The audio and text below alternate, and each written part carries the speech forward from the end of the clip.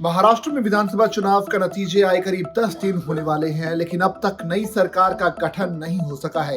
एक तरफ CM face को लेकर खींचतान खत्म हुई ही नहीं है, तो दूसरी तरफ भाजपा के नेताओं को मौका देने पर सहमति बनी है, तो दूसरी तरफ मंत्रालयों के बंटवारे पर भी खींचतान है। राज्य के गृह मंत्री के पद को लेकर इतनी खींचतान है कि एकनाथ शिंदे अडिग बताए जाते हैं। कहा जा रहा है कि वो इसी नाराजगी के चलते अपने गांव सतारा चले गए।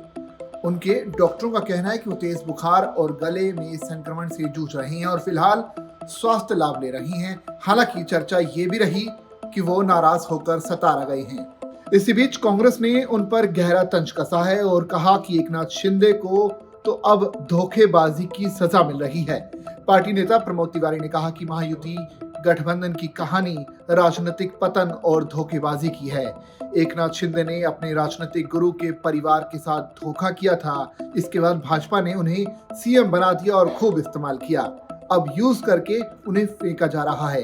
यही भाजपा की रणनीति है और वो इसके तहत ही काम कर रही है। एकनाथ शिंदे को तो धोखेबाजी की सजा मिल रही है। भाजपा की राजनीति पर कोई विश्वास नहीं किया जा सकता और वो ना ही विश्वसनीय है।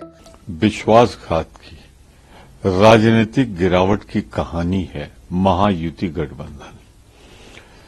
पहले वर्तमान कार्यवाहक मुख्यमंत्री जी शिंदे साहब धोखा देते हैं अपने राजनीतिक गुरु के परिवार को, ठाकरे परिवार को। भाजपा उन्हें मुख्यमंत्री बनाती है।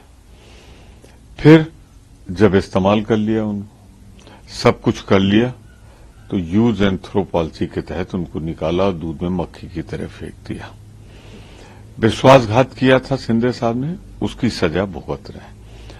मैं तो कहता हूं कि कौन मुख्यमंत्री बनेगा, अभी तक तो यही लगता है कि भाजपा संख्या बल के आधार पर मुख्यमंत्री पद चाहती है। यही होगा अजीत पवार के साथ अगले चल के।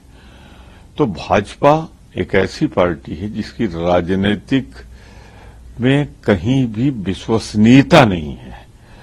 वो अपनों को भी ऐसा करती है और पैराओं को भी करती है। जो कुछ हो रहा है महाराष्ट्र में, जिस तरह उभर कर सामने आ रहा है, वोट इतना पड़ा, इतने प्रतिशत पड़ा, 7-7, 8-8% का उभार, राजनीतिक भ्रष्टाचार की पराकाष्ठा हो गई है मतदान में भी भाजपा द्वारा।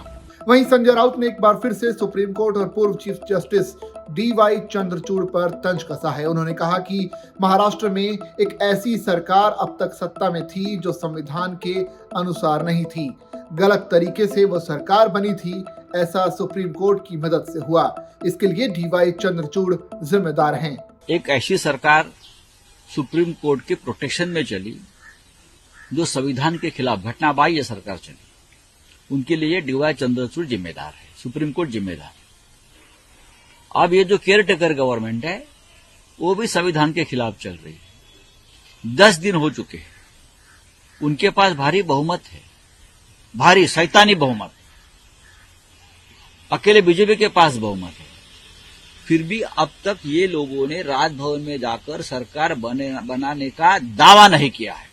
क्यों? अगर अल्पमत में होते और हमारे पास बहुमत होता तो हम बहुमत में होने के बावजूद ये लोग भाग भाग कर राजभवन में जाते और दावा ठोक देते कि हमारी बड़ी पार्टी है। लेकिन अब बहुमत है, सब कुछ है, 10 दिन हो चुके हैं और सरकार बनाने का दावा तक ये लोग नहीं करते। अब तक ये उनके जो विधायक दल का नेता नहीं चुन पाए हैं, 10 दिन हो गए। हाँ, क्या चल रहा है? और उनके जो प्रदेश के अध्यक्ष है बीजेपी के मिस्टर बावनकुळे, वो नागपुर में बैठे और वो आदेश देते हैं कि 5 तारीख को सरकार बनेगी, शपथ लेगी। क्या उनको राज्यपाल बनाया है क्या? राज्यपाल के अधिकार ये लोगों ने हाथ में लिए हैं। राज्यपाल ने यहां राष्ट्रपति शासन लगाने की सिफारिश करनी चाहिए।